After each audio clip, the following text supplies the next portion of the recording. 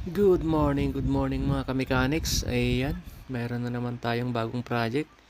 Isuzu MUX. Ayan, maglalagay tayo ng airbag sa coil spring sa likod. So, ayan, samahan niyo ako para makita nyo yung gagawin ko. Let's go! So, sa mga may 4-wheel drive dyan na gustong magpagawa, ayan, i-message nyo lang kami sa aming Facebook page, ang Negos Auto Services, para gawin namin yung inyong sasakyan. So ito yung bagong Isuzu MUX. Ayan, yan yung ating gagawin. Nagmula pa sa South Australia. Ayan. So let's go, samahan nyo akong gawin. Ang ganda ng sasakyan, bago Isuzu. So ito yung lalagyan natin ng airbag, yung coil spring na yan. Kung makikita nyo yan, both sides lalagyan natin ng airbag. So let's go. So sa lahat ng may mga SUV na mga sasakyan dyan, pwede natin gawin yan kahit anong klase ng SUV.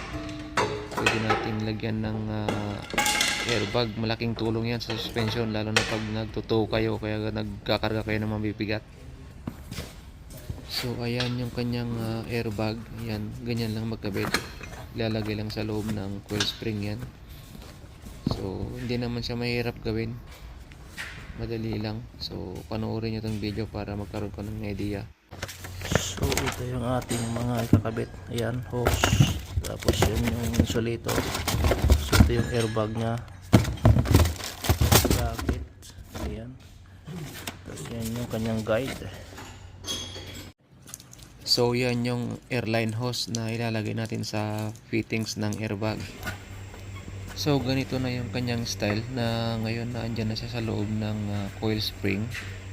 Ayan, basic lang na may gap siya between doon sa flooring ng sakyan at sa tip ng ng airbag, para hindi siya maputol pag nilagyan ng hangin. Ayan. So ayan na yung finished product natin. Ayan, nakabit na natin yung kanyang airbag, both sides. Ayan, so lalagyan na lang natin ng hangin. Ayan, ito rin yung kanyang ayan, yung lalagyan ng hangin. Ayan, malinis yan. Boom. Alright, so lalagyan na natin ng hangin. Ayan, tignan nyo yung ating airbag. Paglagay ng hangin. Ayan, so lalagyan natin minimum 5 PSI muna.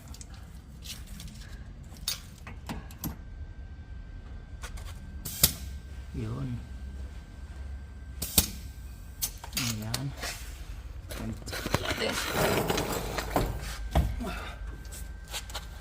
Lagyan din natin sa kabila. Ayan.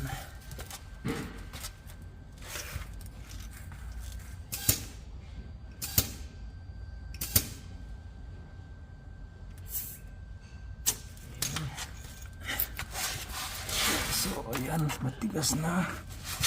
Walang leak. So ito yung nalagyan natin.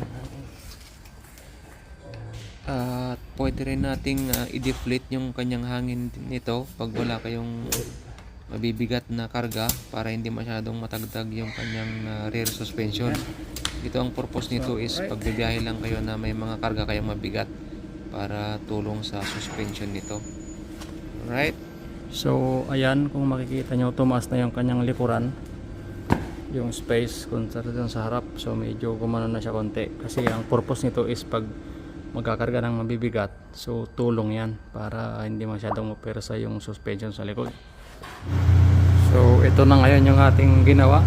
Ayan, tapos na natin. So test drive na lang natin siya ngayon. Alright, drive na natin yan para tingnan natin yung suspension.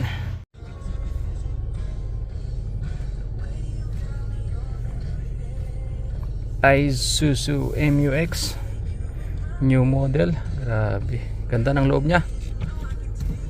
Test drive na natin yan. Ganda, pag nakasignal ka makikita mo rin yung gilid kanyang screen. Tapos pag i-off mo, ayan, tapos pag kaliwa naman, wow, talagang kitang kita. So ayun na mga boss, ayan, tapos na yung ating ginawa ang Isuzu MU-X. Lagay tayo ng additional suspension airbags sa likod. Ayan, uso kasi dito yan sa Australia yung ganyan, yung mga ilalagyan ng mga airbags kasi lagi silang nagtutowing yan, mabibigat yung karga nila, so nag-a-add sila.